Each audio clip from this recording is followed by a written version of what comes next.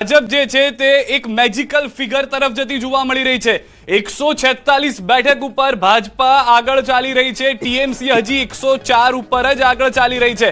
તો વેસ્ટ બેંગાલથી મોટા સમાચાર હાલમાં મળી રહ્યા છે કે જેની અંદર ભાજપ જે છે તે બહુમત તરફ 293 બેઠકોમાંથી 147 બેઠક જે છે તે ભાજપા મેળવી ચૂક્યું છે। એટલે અહીંયા મેજિકલ ફિગર જે છે તે પણ પ્રાપ્ત થતો જોવા મળી રહ્યો છે। સૌથી મોટા સમાચાર એ છે કે હજી પણ જે તૃણમૂલ કોંગ્રેસ છે, ટીએમસી છે, મમતા બેનર્જીની પાર્ટી છે તે 110 સુધી પણ નથી પહોંચી રહી। અહીંયા આગળ ભાજપ સતત પોતાની લીડ વધારતું રહ્યું છે આ બેઠકો પર। જે આંકડાઓ આવી રહ્યા છે, નો ડાઉટ કે જે સિદ્ધાર્થભાઈ પણ પહેલા કીધું કે હજી આ અલગ અલગ વલણો છે, કદાચ ચિત્ર બદલાઈ પણ શકે, પરંતુ જે લીડ છે તે હજી અહીંયા પણ ટીએમસી કાપતું જોવા નથી મળી રહ્યું। કોઈ એવો મોટો બદલાવ ટીએમસી તરફથી નથી આવી રહ્યો। આ એસેમ્બલીનો જે આંકડો છે તે પણ ટીવી સ્ક્રીન ઉપર આપ જોઈ રહ્યા છો કે અહીંયા આગળ કંઈક આવું ચિત્ર બંગાળની અંદર જોવા મળી શકે છે કે જેમાં એક તરફ ખૂણામાં ટીએમસી આવી ગયું છે, મધ્યમાં એટલે કે સરકાર બનાવતી બીજેપી જોવા મળી શકે છે, લેફ્ટ અને કોંગ્રેસનું ચિત્ર ફરી એક વખત વેસ્ટ બંગાળમાં જે રીતે ભૂતકાળમાં પણ જોયું છે તે રીતે અત્યારના પણ સાફ થતું જોવા મળી રહ્યું છે। બે મુખ્ય પાર્ટી માની લઈએ તો બે મુખ્ય પાર્ટી આ વખતે વિરોધ પક્ષમાં મમતા બેનર્જીને બેસવું પડે તેવું હાલમાં આંકડાઓ જણાવી રહ્યા છે। 147 બેઠક એ જાદુઈ આંકડો અત્યારના ભાજપ પોતાની તરફ મેળવી લીધો છે। બહુમત બનતું અહીંયા આગળ જોવા મળી રહ્યું છે। હજી આ વલણો છે, પરિણામ બદલાશે। અનિલભાઈ ખૂબ જ ખુશ હશે કારણ કે જે રીતે તેઓએ પણ કહ્યું કે જે તેઓએ પરિશ્રમ કર્યો છે અને કદાચ એ જ પારસમણી તરીકે બંગાળમાં જોવા મળી રહ્યું છે। એક ક્વિક રિએક્શન સિદ્ધાર્થભાઈ આપનું પણ લઈ લઈએ। દરેક ગુજરાતી જેટલા પણ લોકોને હું મળતો હતો, બહાર જતો હતો, એ લોકોને ઇન્ટરેસ્ટ ઉમરેઠની સાથે સાથે એમાં પણ હતો કે બંગાળમાં કોણ જીતે છે। કદાચ એ ઇફેક્ટ પણ ત્યાં આગળ જોવા મળતી હતી, ટ્રેનો પણ દોડી હતી અહીંયાથી। એ વાત સાચી છે કે સુરતમાંથી સી.આર. પાટીલ સાહેબના પ્રયત્નો થકી અને ભાજપાના પ્રયત્નો થકી ટ્રેનો ભરી ભરી અને બંગાળમાં વોટ કરવા ગયા હતા। કારણ કે મૂળ પ્રશ્ન એ હતો કે આપણે ગુજરાતીઓ છે ને પ્રવાસ બહુ કરતા હોય, બંગાળના લોકો અહીંયા જે કામ કરવા આવે છે એ લોકો કહેતા હતા હમે બહુત વહાં પે તકલીફ હે। એ તકલીફ એટલે એ વખતે પણ એમને ઠાસીને ભર્યું કે આ વખતે કંઈક સત્તા પરિવર્તન જોઈએ, નહીતર કોને બીજા પ્રદેશમાં આવું ગમે। મારી રોજીરોટી જે બંગાળમાં થતી હોય, છેક બંગાળા છોડીને ગુજરાત આવવું પડતું હોય, એટલે એની પરિસ્થિતિ આપણે સમજી શકીએ। બીજો મુદ્દો એ હતો કે છેલ્લા જે બાંગ્લાદેશમાં ઘટનાઓ ઘટી હતી એની ડાયરેક્ટ અસર બંગાળના આપણા જે સનાતનીઓ છે એની ઉપર મેન્ટલી એક અસર થઈ હોય કે ભાઈ આ વખતે કંઈક આપણે મતદાન મથક ઉપર જવું પડે, નહીતર શું પ્રોબ્લેમ થતો હતો કે મતદાન મથક ઉપર લઘુમતી લોકો ઠાંસીને મત આપતા હતા, એટલા કારણે મમતા દીદી આવતી હતી। પણ આ વખતે જે વોટિંગ અબકી બાર 90 પાર, એટલે એ જે ઘરમાં રહેતા હતા એ લોકો પણ બહાર આવ્યા અને એમને મેજોરિટીથી એમણે પણ ખોબલે જે તે પક્ષને મત આપ્યા, એટલે આપણને આ પરિસ્થિતિ દેખાઈ રહી છે। સાથે સાથે જે રેવડી કલ્ચર હતું તો એ રેવડી કલ્ચરમાં મમતા દીદીનું ચાલ્યું નથી એવું આપણે કહી શકાય, અને એમણે ભારતીય જનતા પાર્ટી સુરક્ષાને મત આપ્યો છે એ ચોખ્ખું દેખાય છે। રીનાબેન પણ અમારી સાથે જોડાયેલા છે। રીનાબેન, અહીંયાથી આપણી પશ્ચિમ બંગાળને લઈને પણ એ જ આપણી પાસેથી જાણવું છે કે જે ચિત્ર જોવા મળ્યું હતું અત્યારના જે બીજેપીનો વાઘ છે 146 ચાલી રહ્યો છે આગળ, અને જે રીતની પરિસ્થિતિ પણ જોવા મળી રહી છે, મહિલાઓને પણ કેન્દ્રિત કરવામાં આવ્યા હતા, એ બધી ઇફેક્ટ પણ અહીંયા જોવા મળી કેમ કે કેટલીક વાયરલ બાઇટ્સ આવી હતી કે જેઓ કહેતા હતા કે અમે હિન્દુ છીએ, અમે કેમ જય હિન્દ ના બોલીએ, અમારે કેમ જય શ્રી રામ ના બોલવું હોય। તો આ બધા મુદ્દા પણ બંગાળમાં અસર કરી લાગે છે તમને? બિલકુલ સાચી વાત છે। તમે જો કે હુમાયુ કબીરે તમે જુઓ કે મુર્શિદાબાદમાં તમે જો કે બાબરી બનાવવાનું એલાન કર્યું, ત્યારનું તમે જુઓ કે એક પ્રકારનું કહી શકાય કે ક્યાંક હિન્દુત્વ વિશેનું એક વલણ એમનું વધ્યું હતું, ને ભાજપા તમે જુઓ કે હિન્દુત્વ લઈને જ અહીંયા આવી હતી, કેમ કે અહીંયા તમે જુઓ કે મુસ્લિમ રિલેટેડ સ્ટુડિયો સેક્યુલરિસ્ટ ભયંકર પદે ચાલતું હતું। એક તો હિંસા તો હતી જ ઓલરેડી, અને એમાં પણ તમે જો કે મુસ્લિમ મતદારોને અંકે કરવા માટે છેલ્લી કક્ષાની રાજનીતિ ચલાવવામાં આવતી હતી। જય શ્રીરામ બોલવું પણ તમે જો કે ત્યાં કંઈક ને કંઈક પ્રકારે એવું કરાતું જાણે ગુનો હોય, એટલે મમતા દીદી ખુલીને તમે જો કે હિન્દુઓના વિરોધમાં ક્યાંક હતા। એક વાત તો એ હતી। બીજી વસ્તુ કે મહિલાઓને આપે જે વાત કરી કે મહિલાઓને આપી, પરંતુ આ વખતે તમે જો કે ક્યાંક ને ક્યાંક મોદીજીની અસર ઘણી હતી। મોદીજીએ ચૂંટણી રેલીઓ ત્યાં કરી છે। આમ તો એવું જોવા મળતું કે એક કોઈ પણ રાજ્યમાં જ્યારે ઇલેક્શન સભાઓ યોજે ત્યારે સાંજે દિલ્હી પરત જતા, પરંતુ અહીંયા તે રહ્યા હતા। અને તમે જો કે ઉત્તર કોલકાતાની જે સાંકડી ગલીઓ હોય, હુગલી અને હાવડામાં પણ તમે જો કે એમણે રેલીઓ કરેલી, અને મેક્સિમમ જે મમતા દીદીએ જે વલણ અપનાવેલું કે તમે જ્યારે કોઈ પણ ઉમેદવારને મત આપો છો ત્યારે મને આપો છો એવું સમજવાનું, તો મોદીજીએ પણ એમ કહ્યું કે દરેક સીટ પર હું અહીંયા હાજર છું। એટલે મોદી ઇફેક્ટ આ પ્રકારે ક્યાંક ને ક્યાંક કહી શકાય કે લોકો પર લાગુ પડ્યો, અને લોકોને ખ્યાલ આવવા મળે કે ખરેખર એમના પ્રશ્નો અસ્મિતાને લઈને જે ઉઠાવવામાં આવે છે તો પ્રશ્નોનું સમાધાન તો નથી. તમે બંગાળી અસ્મિતાની દુહાઈ આપો છો, તમે ભાત અને માછલીને મહત્વ આપો છો, લાઈફસ્ટાઈલને મહત્વ આપો છો. બંગાળીઓ આપણે કરતા કહી શકાય કે બહુ જ અલગ છે. અને મોદી જે હિન્દુત્વ, બીજી વસ્તુ કે ગુજરાતી એટલે નોનવેજ પણ તમારું છીનવાઈ જશે. આ બધા મુદ્દા એ પ્રકારે ચાલ્યા તમે જુઓ તો, અને એની અસર મોદીજીએ જે રેલીઓ કરી, અમિત શાહ પણ તમે જો કે ત્યાં ઘણું ડેડિકેટ થઈને રહ્યા, એ બધી વસ્તુની ક્યાંક ને ક્યાંક અસર થઈ છે. અનિલભાઈ, મોટી વાત એ હતી કે બંગાળની અંદર જે રીતે તમે સરની તો વાત કરી, પરંતુ એવી એક પરિસ્થિતિ પણ સર્જાઈ હતી કે જ્યાં બાંગ્લાદેશથી લોકો આવી રહ્યા છે, જેને એવું પ્રાયોરિટી આપવામાં આવતી કે તમે હિન્દુ અથવા તો ઇન્ડિયન્સ જે છે એની કરતા વધારે છો, અને એ ઇફેક્ટ પણ એ જોવા મળી. કેમ કે આપણે પણ ગુજરાતમાંથી જોતા હતા, જે સિદ્ધાર્થભાઈ કીધું કે સુરતમાંથી બાંગ્લાદેશીઓ પકડાતા હોય કે જેઓ બંગાળથી આવ્યા હોય, એના આધારને બધું ત્યાં ખોટું બનતું હોય. આ બધા મુદ્દા પણ ત્યાં આગળ ચાલી ગયા, લોકો સમર્થન કરી રહ્યા છે બીજેપીને. જો કુલ મળીને લોકો જે સમર્થન કરી રહ્યા છે એ વિકાસને સમર્થન કરી રહ્યા છે. આમાં ક્યુમ્યુલેટિવ ઇફેક્ટ છે. એક તરફ જે હકારાત્મક નરેન્દ્રભાઈની જે રાજનીતિ છે અને જે રિપોર્ટ કાર્ડની જે સંસ્કૃતિ છે, એના આધારે દેશના જુદા જુદા રાજ્યોમાં જે વેસ્ટ બેંગાલના શ્રમિકો, ઓફિસરો, ત્યાંના નાગરિકો જુદા જુદા રાજ્યોમાં રહે છે, એનું જ્યાં ભાજપાનું શાસન છે ત્યાંનું જે પરસેપ્શન હતું, એ પરસેપ્શનના કારણે એ લોકોને મત આપવા માટે પ્રેર્યા. મેં કેટલાય ક્લિપિંગ જુદી જુદી ચેનલોમાં હું જોતો હતો. તમને આશ્ચર્ય થશે કે કેરાલા અને તામિલનાડુથી પણ લોકો મત આપવા માટે વેસ્ટ બેંગાલ ગયા હતા. સ્વયંભૂ લગભગ 90% લોકો સ્વયંભૂ ગયા છે. અને બીજું એક પણ હતું કે કદાચ એ લોકોને એમ હતું કે ભાઈ અમે એકવાર મત આપીએ તો અમારું નામ યાદીમાં રહે, નીકળી ના જાય. આ પણ કદાચ સબકોન્શિયસ કારણ હોય. પરંતુ કુલ મળીને આખા દેશમાંથી હજારો લોકો મત આપવા ગયા હતા, સ્વયં ગયા હતા, સ્વેચ્છાએ ગયા હતા. અને પહેલી જ વખત એક મિનિટ માટે રોકી રહ્યો છું. ઉમરેઠથી મોટા સમાચાર આવી રહ્યા છે. ઉમરેઠની અંદર વિધાનસભાની પેટા ચૂંટણીની મત ગણતરીમાં ભાજપના ઉમેદવાર જે છે તે હજી પણ લીડ સાથે આગળ ચાલી રહ્યા છે. એમની લીડ થોડી ઓછી થઈ છે, જે 12,000 હતી તે ઘટીને 7,142 પર થઈ છે, પરંતુ હજી પણ ભાજપ ઉમેદવાર આગળ ચાલી રહ્યા છે. અહીંયા મતદાન ઓછું થયું હતું, જેથી લીડ પણ ઓછી હોય એ સ્વાભાવિક રીતે જોવા મળી શકે છે. કોંગ્રેસ અને ભાજપ વચ્ચે સીધો જંગ હતો, પરંતુ હર્ષદ પરમાર પોતાના પિતાની જે લેગેસી છે અથવા તો તેઓએ જે કાર્ય કર્યા છે તેને આગળ ધપાવવાના પ્રયાસ જે છે તે અહીંયા આગળ જોવા મળી રહ્યા છે. ઉમરેઠથી કોંગ્રેસના ભૃગુરાજસિંહ પાછળ ચાલી રહ્યા છે, જે હર્ષદ પરમાર પહેલી વખત ચૂંટણી લડવા આવ્યા છે તે જીતતા આગળ જોવા મળી રહ્યા છે. અને આપની વાત પર પૂરી કરશું. ઉમરેઠથી પણ સારા સમાચાર. ઉમરેઠથી તો 100% સીટ અમે જીતવાના જ છીએ. ગુજરાતના પણ જે રીતના સ્થાનિક સ્વરાજ્યની સંસ્થાઓમાં પરિણામ આવ્યા છે, એ જ મોટું ઇન્ડિકેશન છે કે ગુજરાતની જનતા આજે 30 વર્ષ પછી પણ એ ભારતીય જનતા પાર્ટીના શાસનને ઈચ્છે છે. વાત મૂળ વેસ્ટ બેંગાલની કરીએ તો વેસ્ટ બેંગાલમાં જે રીતે તોડબાજી, ટોળારાજ અને મમતા દીદીનું કુશાસન, જે મમતાએ 2011માં એક નવી છાપ ઊભી કરીને સત્તા પ્રાપ્ત કરી હતી, એ મમતાએ ધીમે ધીમે ક્રમશઃ એનું નૈતિક અધોપતન થતું ગયું.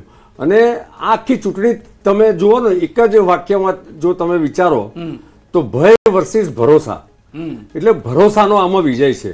અને જે હું વાત કરતો હતો કે આખા દેશમાંથી અનેક લોકો વેસ્ટ બેંગાલમાં મત આપવા ગયા, અને આપણે આશ્ચર્ય થશે કે પહેલી વખત મત આપવા વાળા લોકો ખુલીને બોલતા હતા કે અમે પરિવર્તન ઈચ્છીએ છીએ, અમારી લાગણી આ છે. કારણ કે એમના પરિવારના લોકો જે ત્યાં રહેતા હતા એમણે જે સહન કર્યું છે, અને લગભગ હું તમને કહું, ગ્રામ પંચાયતની જયારે ચૂંટણીઓ થઈ લગભગ 2019ની આસપાસ, ત્યારે 80 લોકોના મૃત્યુ થયા હતા, અને લગભગ 50 થી 60 લોકોના ઘર સળગાવી દેવામાં આવ્યા હતા. એટલે બોમ્બ નાખવા, પેલી બાઇક લઈને ફરવું, ધમકાવા. મતદાન વખતે પણ માથાકૂટ થઈ ને, ત્યારે પણ ભાજપના કાર્યકર્તાઓને મારવામાં મતદાનના દિવસે આ તો ચૂંટણી પંચે આટલી વ્યવસ્થાઓ ગોઠવી હતી, તો પણ મતદાનના દિવસે બાઇક લઈને જવું, 5-10 લોકો જાય ગોળ ગોળ, જેમ પેલી ફિલ્મોમાં બતાવે. એટલે મને એવું લાગે છે કે ફિલ્મોમાં જે લોકો આ પ્રકારની બિન લોકશાહી પ્રમાણેની પદ્ધતિ બતાવતા હતા ફિલ્મોમાં, એ બધી જ વસ્તુ ત્યાંથી ઉઠાવી હોય ડાયરેક્ટરો, એવું મને લાગે છે. પરંતુ અલ્ટિમેટલી પ્રજા જો હવે જાગૃત થઈ ગઈ છે, ક્રમશઃ દેશના લોકોનું શિક્ષણ વધતું જાય છે. આપના જેવા માધ્યમો દ્વારા પણ જે સાચી વસ્તુઓ છે એ બતાવવામાં આવે છે માધ્યમો દ્વારા. તો પોલિટિકલી આજે દેશના લોકો ખૂબ જાગૃત થઈ ગયા છે અને નરેન્દ્રભાઈનું જે 2047 નું વિઝન છે એ વિઝનના કારણે યુવાનોનું એસ્પિરેશન, જો આપણે એમ કહીએ છીએ કે 65% વસ્તી યુવાનોની છે 35 વર્ષથી નાના, તો સ્વાભાવિક છે કે એમનું એસ્પિરેશન છે. બીજી તરફ તમે જુઓ કે ઇન્ડી ગઠબંધન, વાસ્તવમાં તો હવે ઇન્ડી ગઠબંધન રહ્યું જ નથી, કારણ કે આ કોંગ્રેસ અને ઇન્ડી ગઠબંધનના ભાગ ક્યારેક નિકાહ અને ક્યારેક તલાક. દિલ્હીમાં નિકાહ, વેસ્ટ બેંગલમાં તલાક, પાછું કેરાલામાં તલાક, તામિલનાડુમાં તલાક. તો એ ગઠબંધન વાસ્તવમાં તો છે જ નહીં, સગવડિયો ધર્મ છે. હા, સગવડિયો ધર્મ છે. મને એવું લાગે છે કે આ ચૂંટણી, જે 5 રાજ્યોની ચૂંટણીના પરિણામ એ લાંબા ગાળે જબરજસ્ત ઇન્ડિકેશન આપે છે. એક ઇન્ડિકેશન જે મને દેખાય છે એમાં ઇન્ડી ગઠબંધન ટોટલી વિખરાઈ જશે. નંબર 1. એક મિનિટ, આપના માટે વેસ્ટ બેંગાલથી સારા સમાચાર આવી રહ્યા છે. 148 બેઠક પર હવે ભાજપ આગળ ચાલી રહ્યું છે. ટીએમસીએ પ્રયાસ કર્યા છે 110 થી વધારે આંકડા લાવવાનો અને તે પ્રમાણે 112 બેઠકો પર ટીએમસી પણ હવે આગળ ચાલી રહ્યું છે. 293 બેઠકમાંથી 265 બેઠકોના વલણ જે છે તે અત્યાર સુધીમાં આવ્યા છે. કોંગ્રેસ કરતા હજી પણ લેફ્ટ આગળ છે. અહીંયા આગળ ચિત્ર આખું અલગ જોવા મળી રહ્યું છે, પરંતુ બીજેપી સરકાર બનાવશે તેવું હાલમાં જોવા મળી રહ્યું છે. જે અત્યારના પ્રાથમિક વલણો છે તે પ્રમાણે બીજેપી સરકાર જોવા મળશે.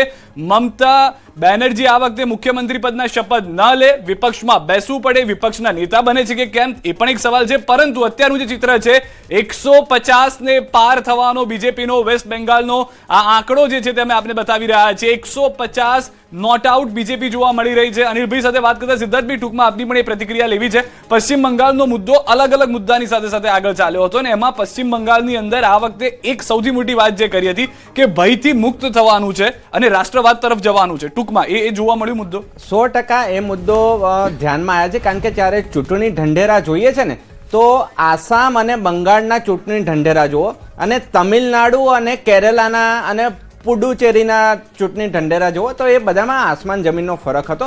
બંગાળનો જે ચૂંટણી ઢંઢેરો હતો એ મોરલેસ ભયમુક્ત વાતાવરણ ઊભું કરવાનું હતું અને જે તમિલનાડુનું હતું તો ઇન્ડસ્ટ્રીયલ વેલફેર કરવાનું હતું. એટલે બંનેના ચૂંટણી ઢંઢેરામાંથી જ આપણને અંદાજો આવી જતો હતો કે આ વખતનું બંગાળા અને આસામનું વલણ ક્યાંક ને ક્યાંક જે ઘૂસણખોરીઓ છે, જે ડેમોગ્રાફી ચેન્જ થઈ રહી છે, એને કંટ્રોલ કરવા માટેનું ઓપનલી સ્ટેટમેન્ટ બધા પક્ષોએ આપ્યું હતું. અને ભાજપ હંમેશા રાષ્ટ્રવાદને મુદ્દો રાખીને જ આગળ આવતું હોય છે. અને જનમાનસમાં પણ એવું રહ્યું કે જે રીતે જો આપણે લઘુમતીમાં આવી જશું અથવા તો લઘુમતીવાળા આપણને સુપરસીટ કરશે તો આપણું જે એક સમયનું સોનાર બાંગ્લા હતું એની અસ્મિતા ખોવાઈ ગઈ હતી. તો ફરી પાછું એ જે સોનાર બાંગ્લા અને બંગાળા તો રાજકારણ, ભારતીય રાજકારણનું કેન્દ્ર બિંદુ કહેવાતું હતું અને વિદ્વાનો એ ધરતી ઉપરથી આવતા હતા. તો છેલ્લા 15-20 વર્ષમાં એને જે ઘસારો પડ્યો હતો તો ક્યાંક ને ક્યાંક એ સોનાર બાંગ્લાની અસ્મિતા જીવતું કરવામાં મોદી સાહેબ સફળ રહ્યા છે. વધુ એક મહત્વના સમાચાર, જનતાના તો પરિણામ આવી રહ્યા છે પરંતુ વિદ્યાર્થીઓના પરિણામને લઈને સમાચાર મળી રહ્યા છે. ધોરણ 12 નું પરિણામ જાહેર થઈ ગયું છે. ધોરણ 12 સાયન્સ અને સામાન્ય પ્રવાહનું પરિણામ, 12 સાયન્સનું પરિણામ 84.33% આવ્યું છે. જે સામાન્ય પ્રવાહનું પરિણામ છે તે 92.71% પરિણામ આવ્યું છે કે જે પશ્ચિમ બંગાળમાં મતદાન થયું હતું તેટલું જ પરિણામ સામાન્ય પ્રવાહ ધોરણ 12 નું 92.71% જોવા મળી રહ્યું છે. સાયન્સનું પરિણામ પણ ઓવરઓલ આપ જુઓ તો સારું છે. 12મા ધોરણના વિદ્યાર્થીઓ 84.33% પરિણામ હાલમાં જોવા મળી રહ્યું છે. એક તરફ જનતા પોતાનું પરિણામ આપી રહ્યું છે અલગ અલગ રાજ્યની અંદર, બીજી તરફ જે છે તે વિદ્યાર્થીઓના પરિણામના આંકડાઓ પણ ખૂબ જ ગુજરાતની અંદર સરાહનીય અત્યારના જોવા મળી રહ્યા છે. મહત્વના સમાચાર પશ્ચિમ બંગાળથી હવે મળી રહ્યા છે. પશ્ચિમ બંગાળમાં જે આંકડો છે તે 150નો ભાજપ હાંસલ કરી ચૂક્યું, કારણ કે જે રીતના આગળ વધી રહ્યું છે 149 બેઠક પર ભાજપ આગળ જોવા મળી રહ્યું છે. 293માંથી 266 બેઠકોના વલણ જે છે તે જોવા મળી રહ્યા છે. અને ગુજરાત હોય કે દેશના અન્ય કોઈ ખૂણા હોય, ભલે તમિલનાડુ કે આસામની અંદર પણ ચૂંટણી ચાલતી હતી, પોતાના રાજ્યની સાથે સાથે તમામ લોકોની નજર વેસ્ટ બેંગાલ પર હતી કે આ વખતે વેસ્ટ બંગાળમાં શું થવાનું છે, શું આ વખતે વિકાસનો મુદ્દો જોવા મળી શકે છે. અનિલભાઈ પાસેથી પણ ટૂંકમાં પ્રતિક્રિયા. અનિલભાઈ, ઘણા લોકો જે આપણા વેપારીઓ પણ ત્યાં જતા હોય છે તો બીજા લોકો સાથે મારી વાતચીત થતી હતી. આપને જણાવી દઈએ કે તમામ જે આંકડાઓ છે એક બાદ એક સામે આવી રહ્યા છે. અમારા સંવાદદાતા, અમારા સહયોગીઓ સતત જોડાયેલા છે કે જે સચોટ અને વિશ્વસનીય પરિણામ આપણા સુધી પહોંચાડી રહ્યા છે. પરંતુ અહીંયા જે આંકડા સામે આવી રહ્યા છે તે ચોંકાવનારા છે. ક્યાંક જે સ્ટેટ છે ત્યાં કાંટાની ટક્કર જોવા મળી રહી છે. પશ્ચિમ બંગાળમાં અહીંયા અત્યારે બીજેપી આગળ છે. એ સિવાય જો વાત કરવામાં આવે તો આસામમાં પણ બીજેપીને અહીંયા સ્પષ્ટ બહુમતી મળી છે.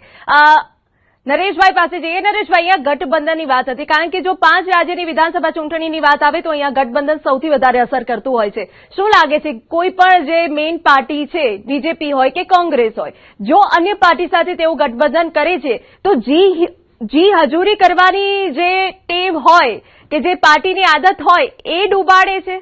નહીં, ગઠબંધન મુખ્યત્વે શું હોય છે, બંને પક્ષોની મજબૂરી હોય છે. તમે જો ગઠબંધન કરવા માટેની બંનેની ગણતરી હોય છે, બંનેને સત્તા જ મેળવવી છે.